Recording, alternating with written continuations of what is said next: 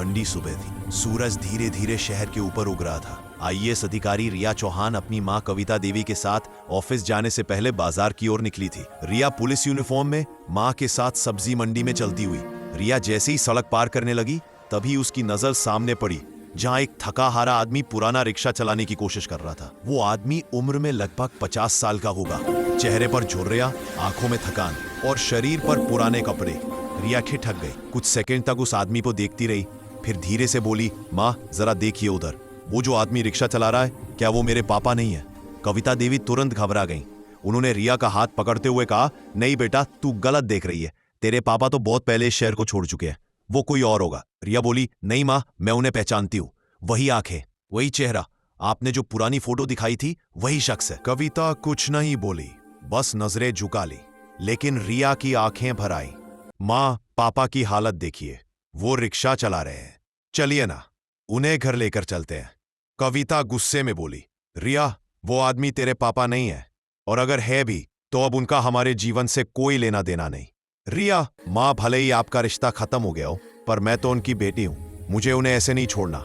कविता ने कड़े स्वर में कहा, अगर तू उन्हें घर लाएगी तो मैं इस घर में नहीं रहूंगी। इतना कहकर वो रिया का हाथ पकड़कर घर की ओर खींच ले गई। उस रात रिया को नींद नहीं आई। वो बार बार वही दृश्य सोचती रही। वो बूढ़ा आदमी थका हुआ, ठंड में कांपता हुआ, और फिर भी मुस्कुराकर रिक्शा चला रहा था। क्या सच में वो मेरे पापा है?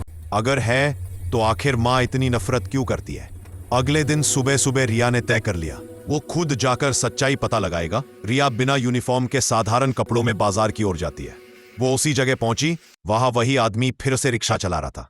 रिया ने धीरे से पास जाकर पूछा, आपका नाम क्या है?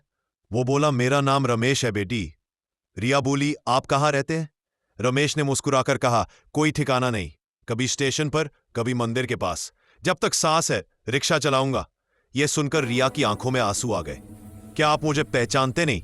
रमेश ने सिर झुकाते हुए कहा, नहीं बेटी, मैं तुम्हें नहीं जानता। तुम बहुत बड़ी लगती हो, एक अधिकारी जैसी, मैं तो एक गरीब रिक्शा वाला हूं। रिया का दिल टूट गया।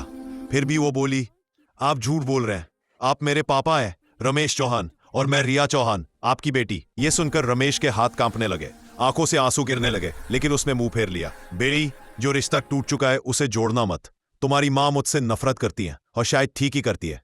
मैं लायक नहीं हूं। रिया बोली, नफरत आपकी और मां की होगी, पर मैं अब भी आपकी बेटी हूं, और मैं आपको इस हालत में नहीं छोड़ सकती। उधर घर पर कविता देवी बेचैन थी। रिया ने कहा तो था कि वो ऑफिस जा रही है, पर देर तक लौटी ना। जब वह लौटी तो उसकी आंखें लाल थीं। कविता ने पूछा, कहाँ थी तू? रिया बोली, माँ, मैं पापा से मिलने गई थी। कविता ने गुस्से से कहा, रिया, मैंने तुझे मना किया था, तूने फिर वही गलती की। रिया बोली, माँ, गलती मैंने नहीं की, गलती तो आप दोनों ने की थी, जिन्होंने अपने रिश्ते को खत्म कर दिया। मैं जानना चाहती हूँ कि आखिर वो क्या हुआ था जिसने हमारे परिवार को तोड़ दिया। कविता ने कुछ देर तक चुप रहकर कहा, तेरे पापा ने मुझे और तुझे धोखा दिया था बेटी। उन्होंने शराब और गलत संगत में अपनी जिंदगी बर्बाद की, कर्ज में डूबे, नौकरी गई, घर गया, और फिर सब छोड़कर भाग गए। मुझे संभालना पड़ा, तुझे पालना पड़ा। अब मैं वो जख्म फिर से नहीं खोल सकती। रिया की आंखों में आंसू थे। माँ, मैं आपको दोष नहीं देती, लेकिन वो आपके पति हैं, मेरे पापा हैं, उन्होंने गलती की, पर क्या उन्हें सजा पूरी जिंदगी मिलनी चाहिए? अगले दिन रिया अपनी एक पुरानी शिक्षिका शांति मैम के पास गई, जो उसकी माँ की सहेली भी थी। वह बोली, मैम, क्या आप मुझे सच्चाई बता सकती हैं? मेरे पापा ऐसे क्यों? शांति मैम ने कहा, रिया, तेरे पापा बुरे इंसान नहीं थे, बस हालात के मारे थे।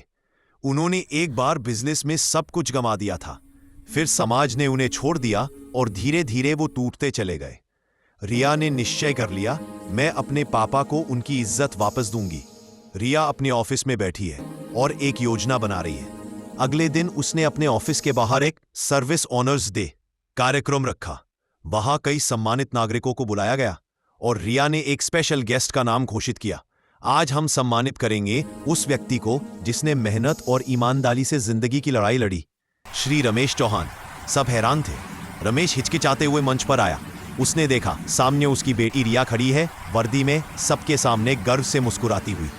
ये वही बेटी है जिसे मैंने कभी अपनी बाहों में लिया था, आज वो मेरी पहचान बन गई है। रिया ने माइक्रोफोन उठाया, ये मेरे पापा हैं, इन्होंने गलती की थी, लेकिन उन्होंने जीवन की सच्चाई भी सीखी। आज मैं जो हूं उन्हीं की बदौलत हूं। सारा हाल तालियों से गूंज उठा। माँ कविता भी पीछे खड़ी रो रही है। रिया मंच से उतरी और अपनी माँ के पास गई।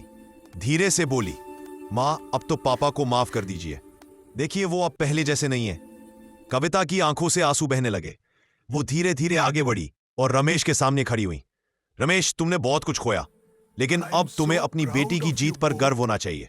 रमेश बोला, मुझे गर्व है कविता, और माफी भी मांगता हूं, तुमसे और खुद से भी। कविता ने आगे बढ़कर रमेश का हाथ थाम लिया। दोनों रो पड़े। रिया ने दोनों को गले से लगा लिया। दोस्तों, कभी कभी वक्त इंसान को तोड़ देता है, लेकिन रिश्ते तब तक जिंदा रहते हैं जब तक प्यार बाकी है। अगर कहानी ने आपके दिल को छुआ हो तो वीडियो को लाइक, शेयर और सब्सक्राइब जरूर करें। कमेंट में बताइए, क्या आप भी मानते हैं कि रिश्तों में गलती इंसान से हो सकती है, लेकिन माफी इंसानियत से होनी चाहिए?